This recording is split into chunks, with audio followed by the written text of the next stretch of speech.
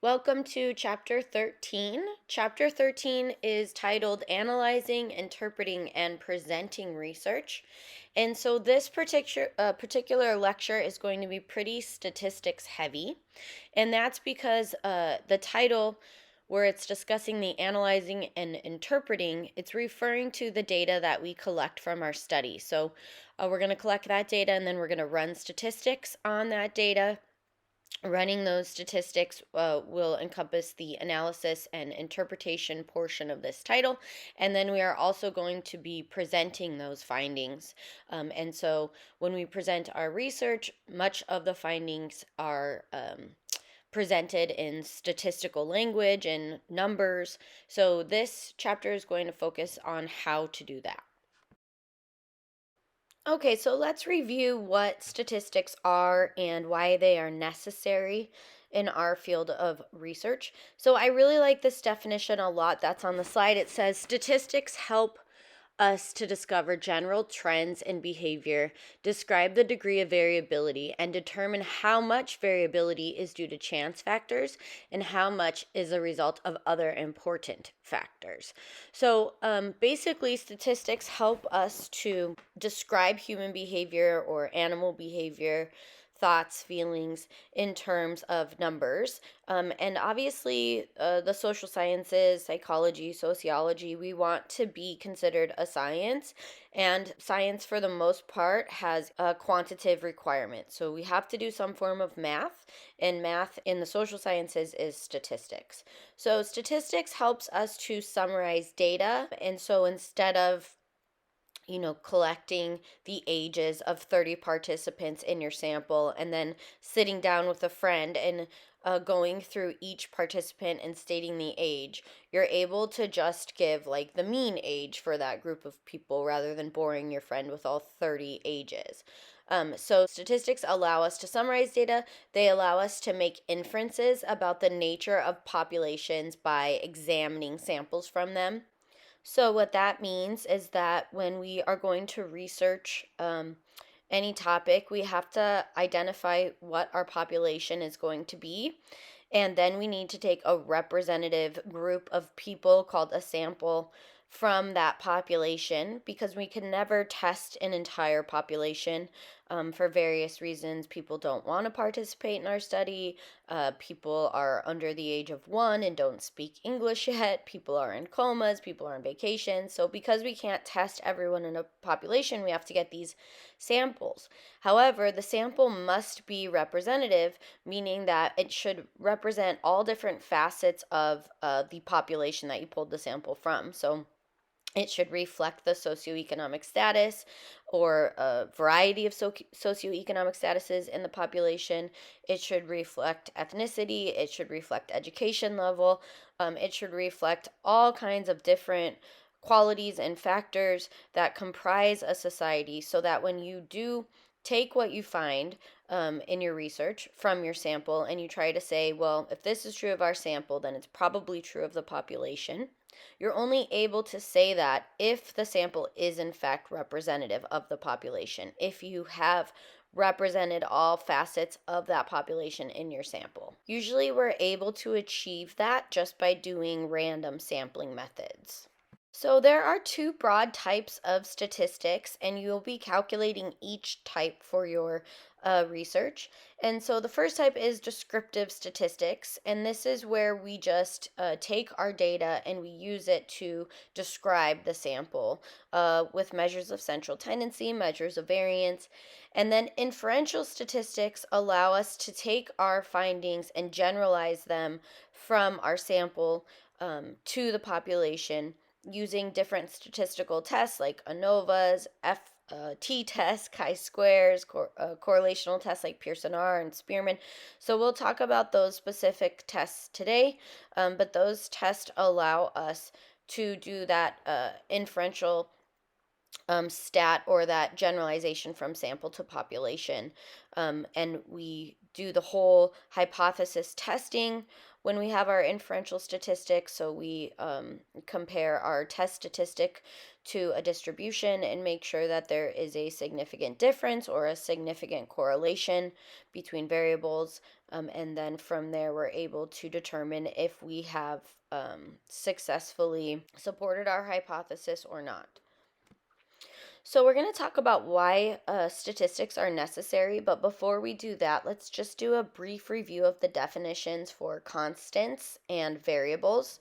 So variables are a characteristic of events, people, animals, or objects that takes on different values. In other words, that is, it varies. And then for a constant, it's a characteristic of events, people, animals, or objects that does not vary. So if our world had no variables and all constants, then everyone would be the same in every way. They would be the same age, the same IQ, the same level of education. However, because everyone in our world does vary, we use statistics to calculate the differences and averages amongst those variables. So, statistics then allow us to look at the way people are the same in their behavior and mental processes and the way people are different in their behaviors and mental processes in kind of a general way.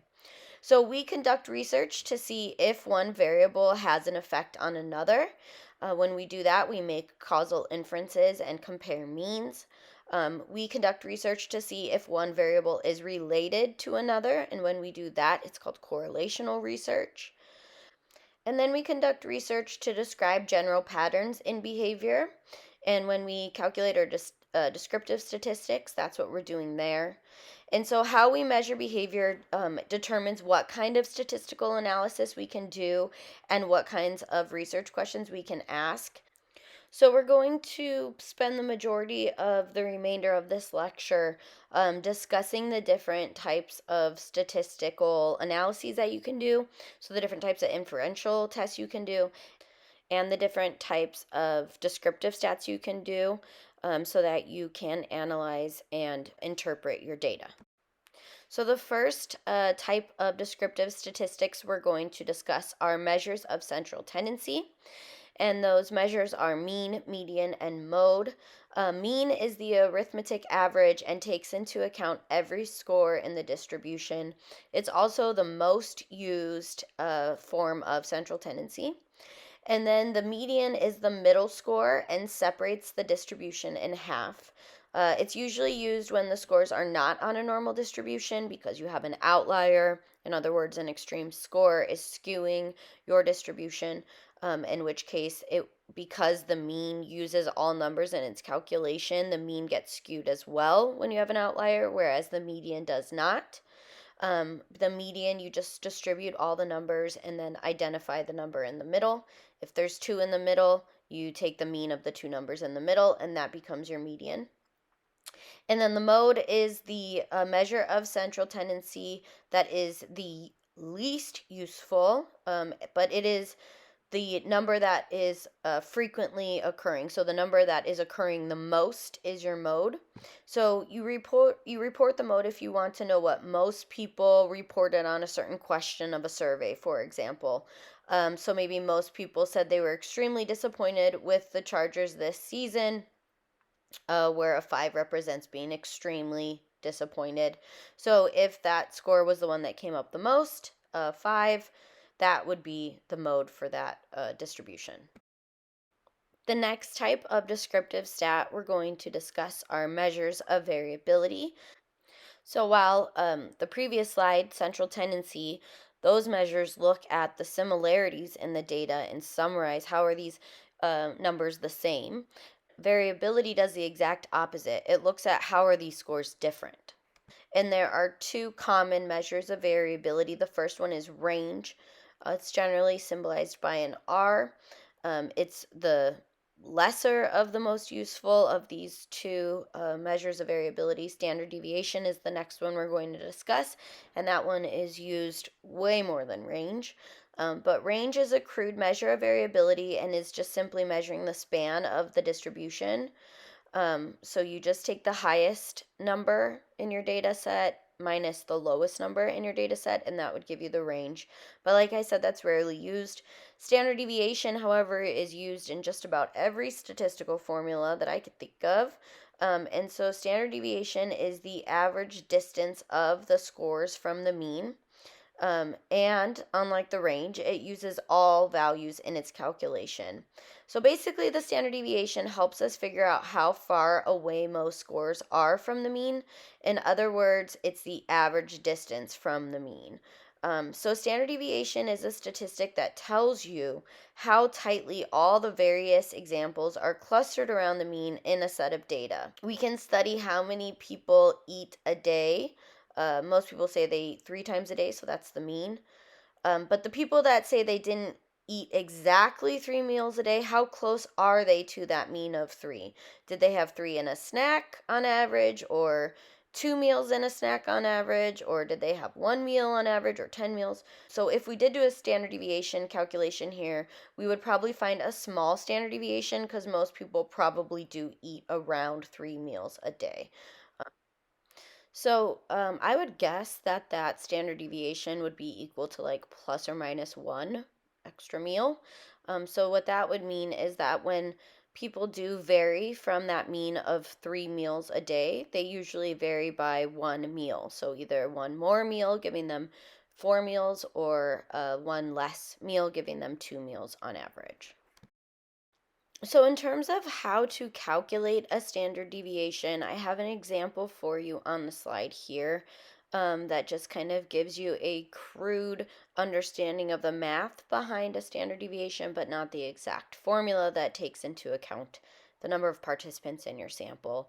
So this is really just conceptually to help you understand what a standard deviation is, but essentially you subtract the mean of the distribution from each score, and that's symbolized by x minus m on the slide there. And then after you do that, you square each difference, which is the x minus m squared on the slide. And the purpose of squaring is to get rid of the negative numbers, because as we know, you cannot have less than 0 variance. Things either vary or they don't. And then what you do is sum those squares and divide by n, and then take the square root to kind of undo the squaring that you did earlier. So we're going to now discuss the different levels of variables that you can test. So the kind of variable that you have in your research design impacts the statistical analysis that you're ultimately going to do. So there are 4 different types of basically dependent variables, and those are nominal, ordinal, interval, and ratio. So nominal variables are also called categorical variables, and they are qualitative in nature. They're different in name or kind, not amount or quantity.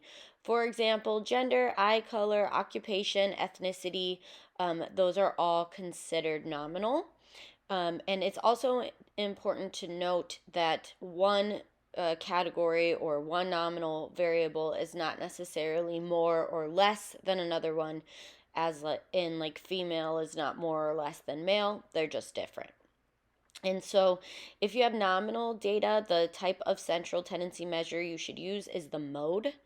And for the variability, you would want to use a frequency distribution, which basically on SPSS, it would show you all of the different scores on your data set and then how many each time occurred, and that would be a frequency distribution. And then you would need to display that data in bar graphs because it's categorical rather than continuous. And continuous data is reserved for like a histogram, whereas categorical data is demonstrated using bar graphs. So then we have ordinal data, which is data that's been ranked or ordered. Ordinal is how I like to think of it. So what we mean by ranks is like first place, second place, third place. It's important to know that the intervals between the values are not necessarily equal.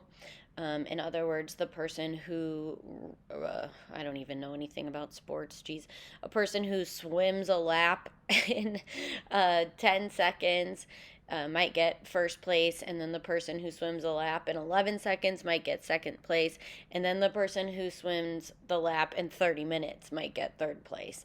So the intervals between the numbers are not equal, so they're unequal intervals.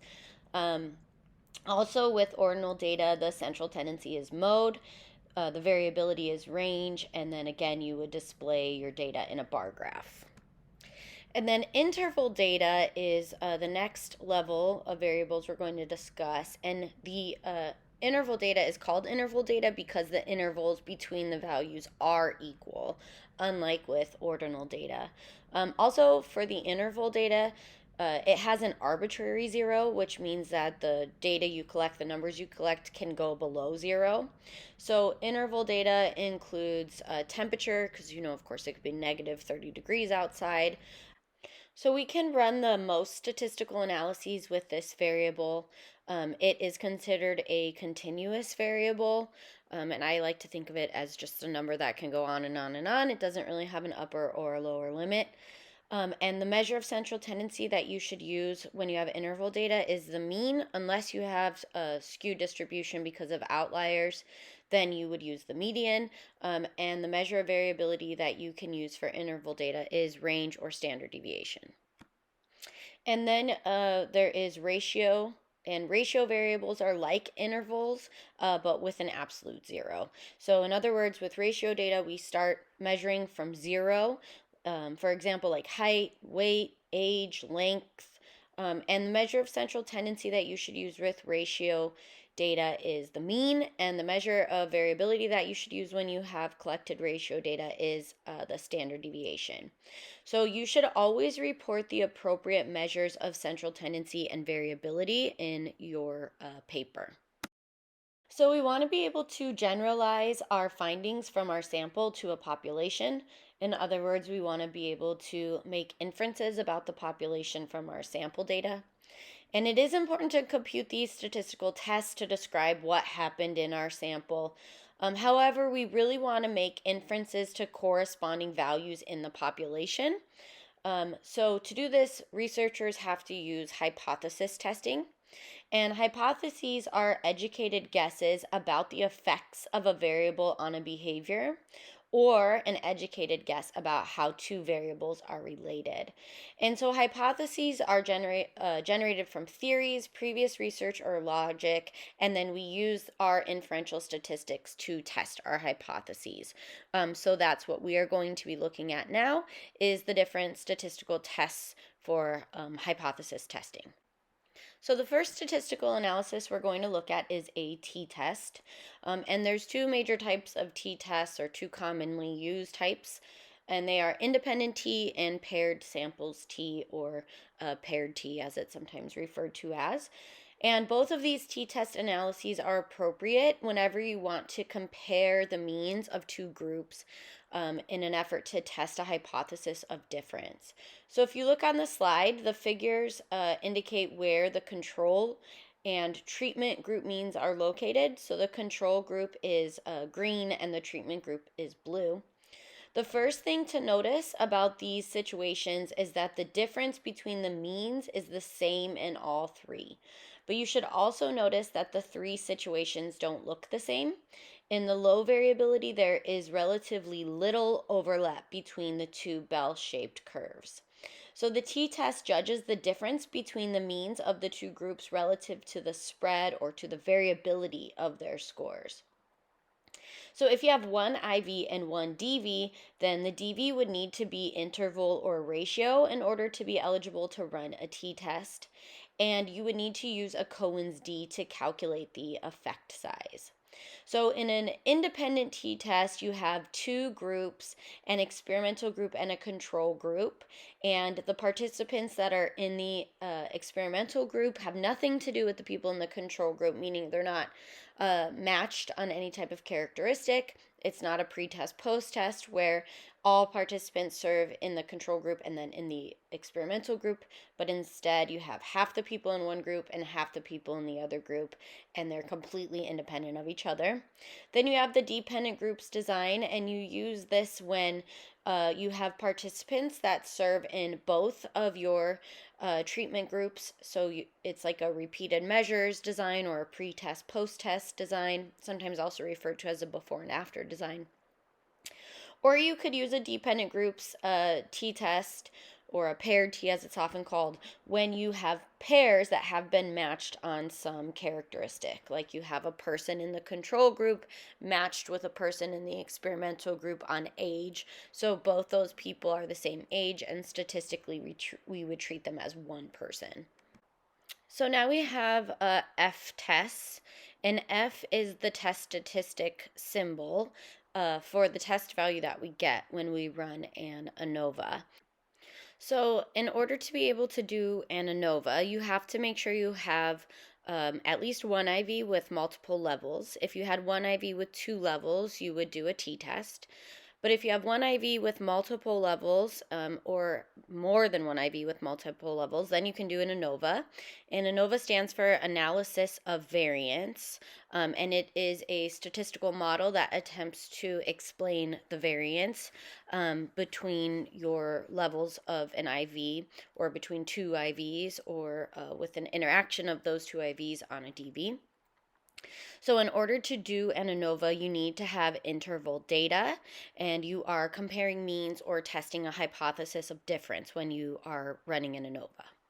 And so the 3 common types of ANOVAs that we're going to discuss today are the one-way ANOVA, which is when you have one independent variable with multiple levels, the one-way ANOVA with repeated measures, which is when, again, you have one independent variable with multiple levels, but in this case, the participants serve in each level, or they are in all groups. Or you could have a factorial ANOVA, which has multiple IVs, where each IV has multiple levels. If you had a research design with 2 IVs, then you would have a 2-way ANOVA. If you had a research design with 3 IVs, you'd have a 3-way ANOVA. 4 IVs would be a 4-way ANOVA, so on and so forth. Okay, so this is an example of a one-way ANOVA repeated measures, or a one-way ANOVA dependent groups design. And so it's a one-way ANOVA because there is one IV, and in this case, it seems as though the one IV is type of cake. And that IV has 3 levels, and the first level is chocolate cake, second is caramel cake, and the third level is lemon cake. Looks like the DV here is a taste score on each level. And also, it looks like the same people, person A, B, C, D, and E, is going to be tasting all the different types of cake. So they're serving in all 3 levels. And here we have a 2-way ANOVA. This would actually be called a 2 by 3 factorial ANOVA because you have 2 IVs. And one of those IVs has 2 levels and the other IV has 3 levels. So it looks like the first IV is tissue, and there's 2 levels of that IV, tissue C and tissue T. And it looks like the second IV is dosage of medicine, or dosage of pills.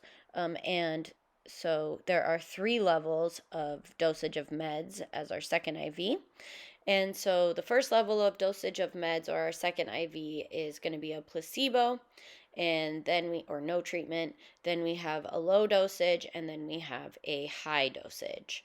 And so it's looks like we're looking at the effects of having a certain type of tissue and taking a certain dosage of medicine on I don't know what those little reports are. Your health reports, maybe?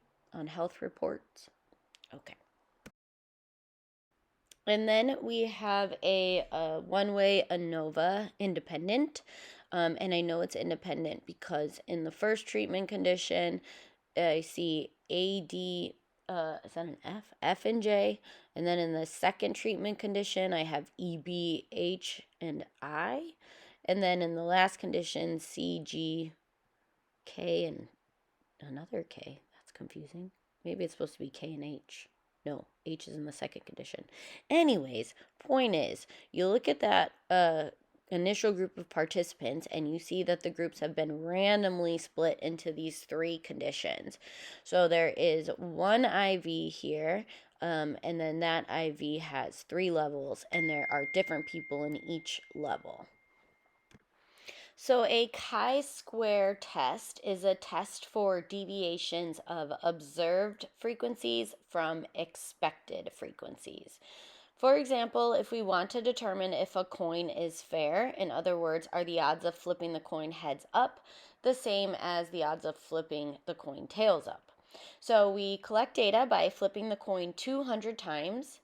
We would expect to have the coin fall on heads 100 times and fall on the tails 100 times.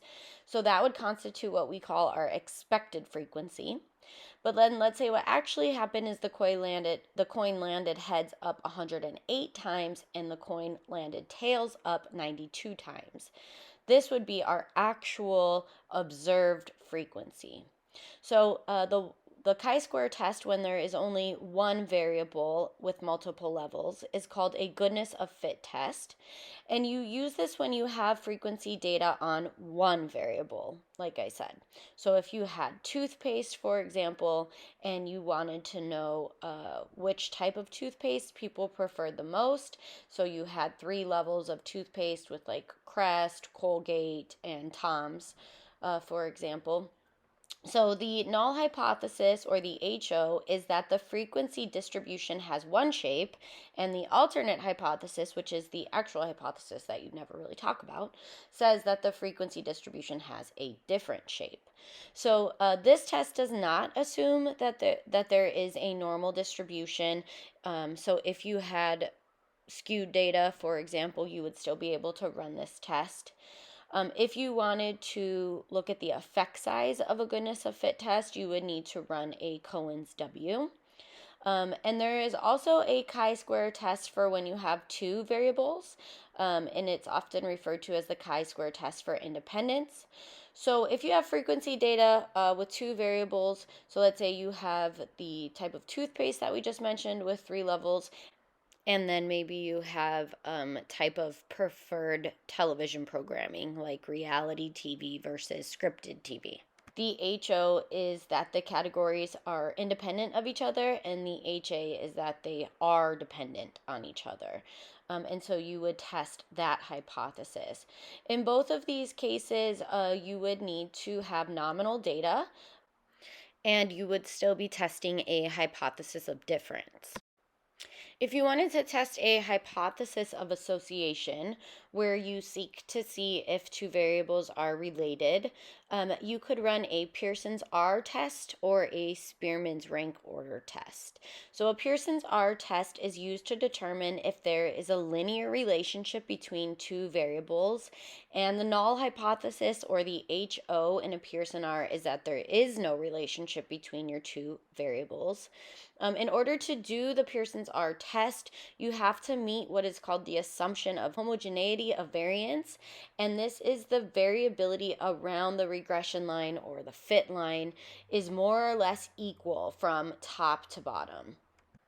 And so another term for this is homoscedasticity, which you've heard before.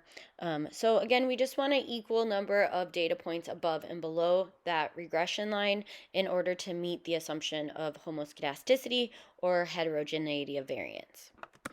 And if we don't meet this assumption with a Pearson R, then the Pearson R will underestimate or overestimate the strength of the relationship. So outliers can have really big effects on the size of the correlation. So we need to remove them if we find them before we do a correlation. However, the removing of outliers is kind of a controversial topic in statistics. Some people argue that outliers distort the picture of the data, while other people argue that those outliers are part of the population and deserve to be in there. But generally, I err on the side of removing them and then just reporting that we removed the outliers. And then another correlational test of significance is the Spearman's rank order test. And you would do the Pearson if you have interval data, and you would do a Spearman if you have ordinal data or ranked data. So the Spearman's test determines if there's a relationship between the rank order of 2 variables. For example, you can have people rank order 10 occupations in order of preference, like in order of which occupations they'd be the most passionate about or they'd be the most excited to do.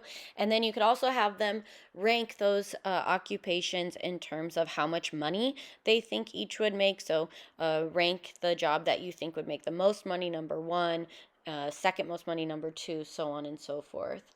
And then you would be able to run a Spearman and see if there's a relationship between preferred occupation and perceived income. And we use the Spearman if we have data that does not meet the assumption of normality or homoscedasticity or linearity. So this is a nice backup if we kind of don't meet our normal assumptions about our data. So, choosing the appropriate test of significance is a skill to be learned. It takes time and practice to get good at it. But here I have a couple little cheat sheets for you in the form of this kind of checklist with the 1, 2, 3, 4, 5. So you go through and see which requirements you've met and then continue on from there.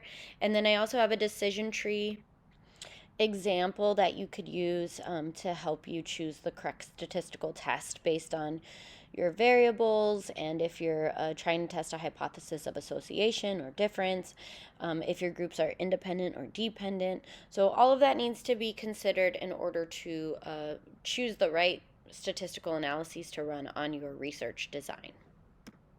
Okay, so that is it for chapter 13. Thank you for listening. I hope you have a great day, and we'll talk to you on the next one.